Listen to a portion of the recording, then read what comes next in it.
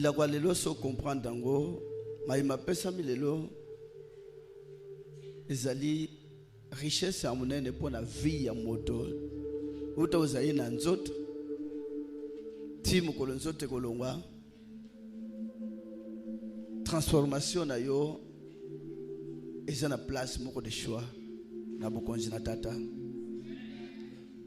moto nyonso wazali na nzoto un jour faut s'attendre à la transformation. Exemple, na bino moko nde uti na mboka na bino.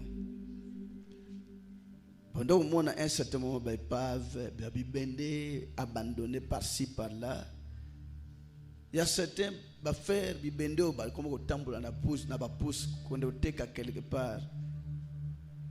Wezanga ki époque ke baya ko sombango babi bende nyonso wana ezonga ki mabele putulu ya pamba mo oyo l'époque na bino ezwi chance basali usine ebende bebe bobwaki sengele pola mais bakomo kozwango ba acheter ango lisusu ekende encore na ba usine matière wana ezonga so ebende donc ce qui veut dire ebende se perdre et continuer vie bongo moto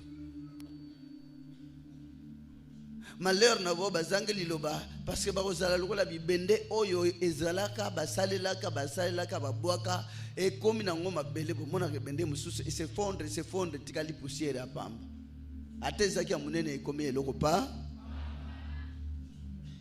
mais gloire à Dieu que mayele ya batu et travailler encore mayele ba mndele et s'arrêtera te bazibi bende bazosomba ata koma kindeki nini ata abandonné ata ibwakama ezasu inutile komi inutile ezasu na utilité te mais bazu yango ba réintroduire yango na ba usine ya transformation pour ba bongo lango e bende mususu ya bien ezala encore utile ezali encore misala ezali encore yo moto combien plus forte raison yo moto Yahweh asala tout pour à récupérer ba pona minaye malheur na bo bazana usine de transformation te l'église des usines de transformation malheureusement obi bende za ki chance ko ta na usine de transformation yawo pona molimo moto faut ezala kaka mo ezami balete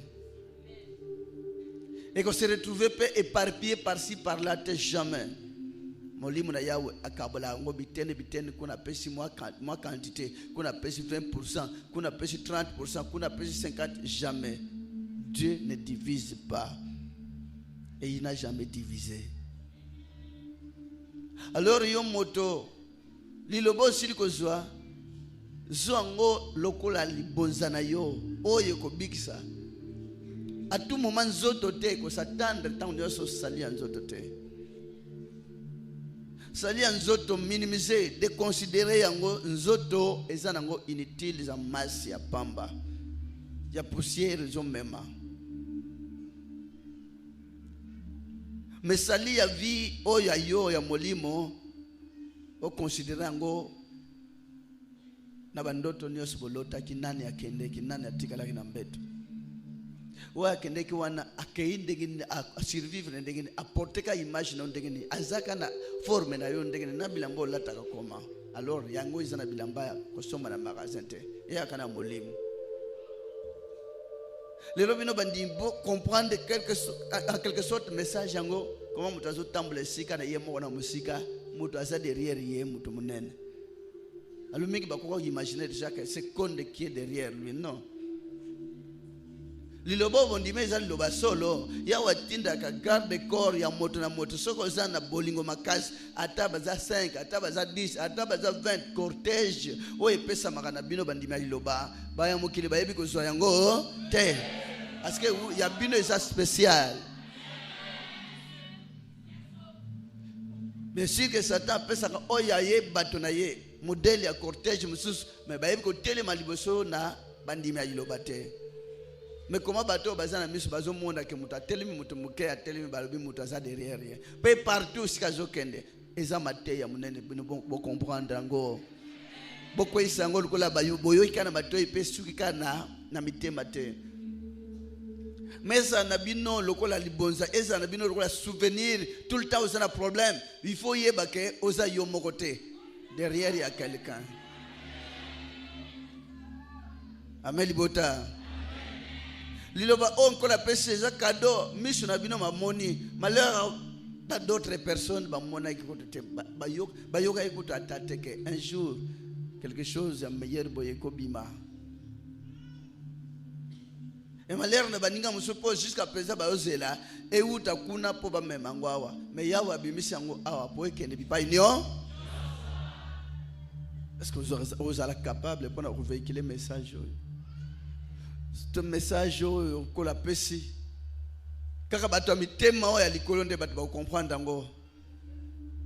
Il est vrai que mutei ayepsi my own nyonso ko la pesa ka pona moto vina oti obotami wana CD wana cassette basi basali la yo. Ozo vivre ka réalité ya de jour au jour et ça bien écrit, bien enregistré jour boy ko lega boy jour boy ko lega boy. Mingi bakanisa so akomi na place azana malade ya besili. Non. Quelqu'un n'a pas obota mi combien de maladies qui peut grave peut s'en sortir nango. Mais bakanisa so akomi ne sika ana nzala vie sili. Non. Nzala tamu so ezale lo po kolata la yo ondimika biloko akolia ou bien zondima Jésus-Christ de Nazareth. Mi ba koma tango komi na kat na libali kufa abi oui vie na ngai suki na ko vivre surtout non tamu so vie ezo continuer plus meilleur que oyo passé nango. Mais ba kanisi so akomi place azo botate na libala pe mobala o mofinga ba ko mochola ya lobi na suki o suki te parce que tango bango ba o critiquer kuna likolo ba zo pointer yo courage na yo no kondima na humiliation na yo. À partir de la humiliation on a na récompense kolanda. De chaque temps bazo humilié, chaque temps on se retrouver dans problème, chaque temps on se retrouver dans épreuve nango soko vaincre et un salaire automatiquement réservé.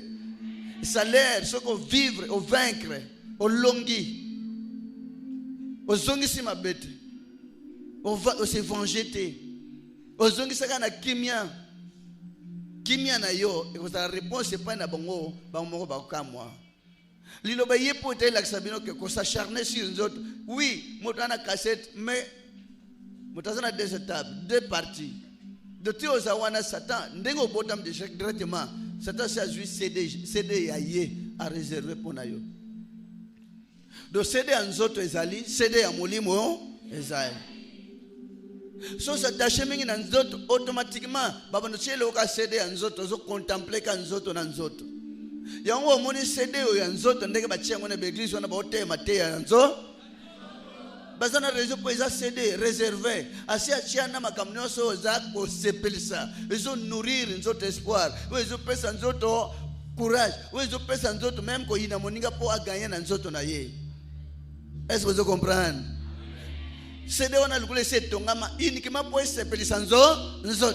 Mais o eye na molimo eye na liloba yawa yeko bimisila bino deuxième CD caché pour na molimo. Comme na libanda kuna bazaki na CD wana te n'ont pas pu trouver cet enseignement. Enseignement à molimo Christ le a répondu à la femme samaritaine que l'heure vient, elle est déjà venue où les vrais adorateurs adoreront le Père en esprit et en vérité.